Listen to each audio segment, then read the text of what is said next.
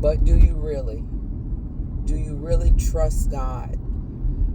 In my devotion this morning, the revelation came to me. I was listening, I'm in Genesis, and listening to the story of Abimelech and Abraham and Sarah when they were Abraham and Sarah were look at me stuttering, at Abimelech's place. And he lied and said that Sarah was his sister because he thought that they would try to keep his wife.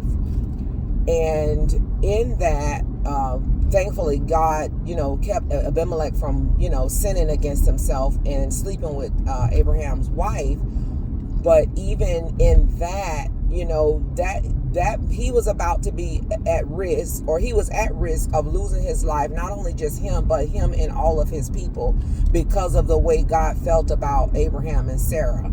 And so God kept him from sleeping with her and from sinning against him. But he told him, if you don't let him go, then you will die and everybody with you.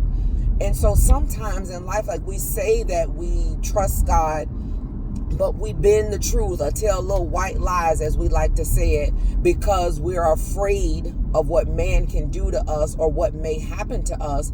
And then Abraham even tried to justify it. When you have to justify what you're doing and what you're saying, that means it's sin. It's not right. You do not have to justify the truth. And so Abraham started justifying, well, she is my sister. She's my daddy's daughter, but not my mother's.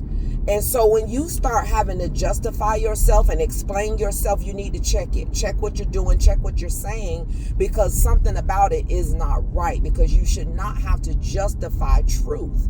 And so, and if you would say, okay, well, I'll tell you an example of truth, of really believing and trusting in God, is Daniel.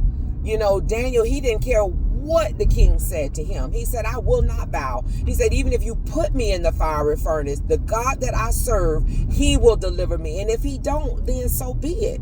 I'm going to die. I'm going to die believing and trusting in God. I'm not going to bend. I'm not going to lie.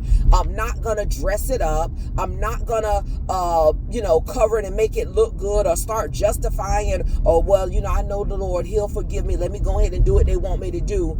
No, he did none of that. He stood by what he believed. He stood by what he was standing on. He trusted God to deliver him out of the fiery furnace. He trusted God to deliver him from the lion's den. I'm sorry, got it.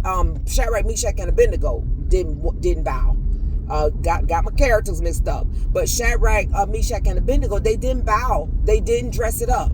They went in the fire furnace knowing that God was going to deliver them. If they didn't, oh well, I'm not bowing to your God. Daniel, same thing. He didn't bow. He didn't change what he was doing or what he was standing on. He went into the lion's den and he trusted God to shut the mouth of the lion, and he did.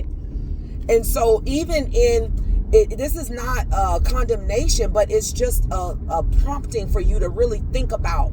Maybe it's an area where I'm not saying that you don't trust God at all, because there are times where we trust God wholeheartedly in one area, but maybe there's another area where I'm not all the way there yet, because of how we were brought up, because of, situations that we've endured, because of trauma and trials and tribulations that may impact our ability to fully trust him. So this is only a prompting for you to think about what area in your life that you haven't truly surrendered, that you haven't truly given over, and you don't truly trust God all the way, where you don't have to lie on your taxes because you don't trust God with your finances. You don't have to lie about what you're making, and so you don't pay your full tithe because you don't trust God with your finances. You don't have to lie about something happening because you don't want to go into work because you don't trust God with provision. And it really reveals to us a character flaw. And so God wants to get those blemishes out of us before he elevates us to that next level that we're always decreeing and declaring, because you're going to need character to keep you there. Because people going to come at you. Situations and circumstances are going to happen, but your character will keep you. It will keep you in places. It will keep you in the doors that God has opened up for you. So take a knowledge check today. Take a reflection check today and see where in your life is it that you need to ask God to help you to trust him all the way, to show himself, to prove himself to you, so that you can truly trust him and not have to lie and say, that's my sister, knowing it's your wife. Oh, that's my cousin, knowing you sleeping with her. How many times have we seen that? Oh, they cousins. Next thing you see, they kissing and all that. We not doing the kissing cousins. Tell the truth. So that's all I have for you today.